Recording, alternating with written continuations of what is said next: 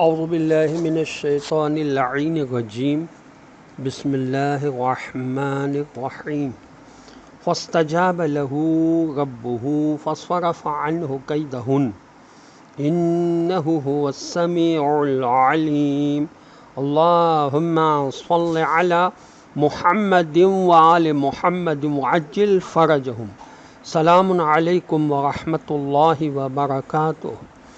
اللہ تبارک و تعالیٰ کا شکر ہے کہ سورہ مبارک حضرت یوسف علیہ السلام کے اس سورہ کا نام حضرت یوسف علیہ السلام کے نام پر ہے۔ اس سورہ کی آیت نمبر 34 کی تلاوت کا شرف میں نے حاصل کیا، جس کا ترجمہ یہ ہے کہ غرض یوسف علیہ السلام کے پالنے والے مالک نے ان کی دعا قبول کر لی اور ان سے ان عورتوں کی چالوں کو ناکام بنا کر ہٹا دیا۔ حقیقتاً وہ خدا ہی ہے جو سب کی سننے والا اور سب کچھ جاننے والا ہے۔ تفہیم القرآن میں اس آیت کی ذیل میں لکھا ہے کہ خدا کا فرمانا کہ ہم نے ان عورتوں کی چالیں یوسف علیہ السلام سے دفع کر دیں، اس کا مطلب یہ ہے کہ حضرت یوسف علیہ السلام کے کردار اور سیرت کو ایسی مضبوطی بخشی کہ ان کے مقابلے میں ان حسین اور چالاک عورتوں کی مکاریاں ناکام ہو گئیں۔ انہی سے اس کے معنی یہ بھی ہو سکتے ہیں کہ خدا نے حضرت یوسف علیہ السلام کو جیل بھجوا کر ان عورتوں کے چنگل سے چھڑوا لیا۔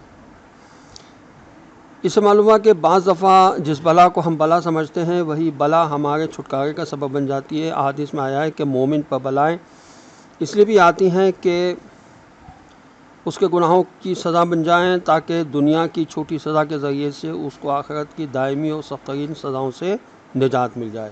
تفسیر موضوع القرآن میں لکھا ہے کہ اگرچہ نشان سب دیکھ چکے تھے کہ گناہ عورت کا ہے، پھر بھی یوسف علیہ السلام کو قید کیا تاکہ بدنامی لوگوں میں عورت کی نہ ہو، یا اس واسطے قید کیا کہ یوسف علیہ السلام زلیخا کی نظروں سے دور رہے۔ ممکن ہے اس لیے قید کیا ہو تاکہ لوگوں میں جو یوسف زلیخا کے قصے چرچے ہو رہے ہوں، جو چرچے ہو رہے تھے، وہ کسی طرح بند ہو۔ یہ تفسیر جلالین میں لکھا ہے۔ خدا کا فرمانا کہ یوسف علیہ السلام کے پالنے والے مالک نے یوسف علیہ السلام کی دعا قبول کر لی، یعنی خدا نے حضرت یوسف علیہ السلام کو عصمت کے مقام بلند سے ذرہ برابر بھی ہٹنے نہ دیا۔ یہ دعا کی قبولیت کی بھی انتہا ہے اور عصمت یوسف علیہ السلام کا بھی کمال ہے۔ تفسیر ماجدی میں اس آیت کی ذیل میں لکھا ہے کہ خدا کا فرمانا کہ وہ خدا ہی ہے جو سب کچھ سننے اور جاننے والا ہے۔ اس طرح قرآن اصل بڑائی کو خدا کی جانب منسوب کرتا رہتا ہے۔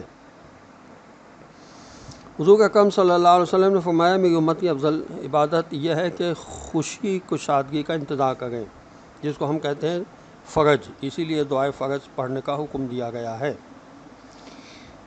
تفسیر روح البیان میں لکھا ہے کہ جب حضرت یوسف علیہ السلام پر مصیبت پڑی تو انہوں نے خدا سے رجوع فرمایا۔ اس سے معلوم ہوا کہ انبیاء علیہ السلام پر شانیوں میں خدا سے فریاد کرتے تھے، اس چیز سے ہر شر سے بچنے کی دعا کرتے ہیں اور کرتے تھے، کیونکہ ان کو معلوم ہے کہ ہر خیر و شر خدائی کے قبضے میں ہے۔ حضرت امام جعفر صادق علیہ السلام نے اپنے آباء طاہرین علیہ السلام سے روایت کی ہے کہ جناب رسول خدا صلی اللہ علیہ وسلم نے فرمایا کہ جب حضرت یوسف علیہ السلام قید خانے میں تھے تو جبرائیل امین آئے اور فرمایا کہ اے یوسف علیہ السلام، آپ ہر نماز کے بعد یہ دعا پڑھ لیا کریں۔ یہ دعا اگر خدا نہ کرے کوئی قید میں ہو تو اس کو بتا دی جائے کہ وہ یہ دعا پڑھتا رہے، انشاءاللہ اس کو رہائی نصیب ہو جائے گی۔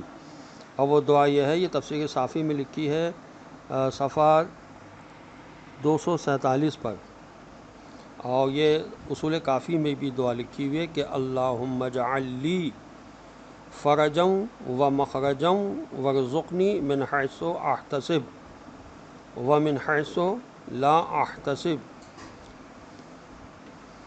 یعنی اے اللہ میرے لیے خوشی اور اس بلا سے نکلنے کا راستہ بتا دے، اور مجھے وہاں سے بھی رزق دے جہاں سے مجھے توقع ہے، اور وہاں سے بھی عطا فرما جہاں سے مجھے کوئی توقع نہیں ہے۔ ویسے بھی انسان اگر تواضع کے ساتھ پیش آئے لوگوں کے ساتھ تو اس کی پرہیزگاری بڑھ جاتی ہے۔ مولا علی السلام فرماتے ہیں کہ متقین کے گفتار و کردار میں تواضع پایا جاتا ہے، اور تواضع مائع نجابت بھی ہے۔ مولا علی السلام فرماتے ہیں کہ تواضع شرافت کی نشانی ہے۔ رسول اللہ صلی اللہ علیہ وسلم کی حدیث ہے کہ جس کو تعلیم دے رہا ہو اور جس سے تعلیم حاصل کر رہے ہو، دونوں ایک دوسرے کے مقابل تواضع دکھائیں، اور تکبر کرنے والے علماء میں نہ ہونا اور نہ تمہارا حق غلط اور باطل طریقے سے، ورنہ تمہارا حق غلط اور باطل طریقے سے ضائع ہو جائے گا۔ والسلام علیکم ورحمۃ اللہ وبرکاتہ۔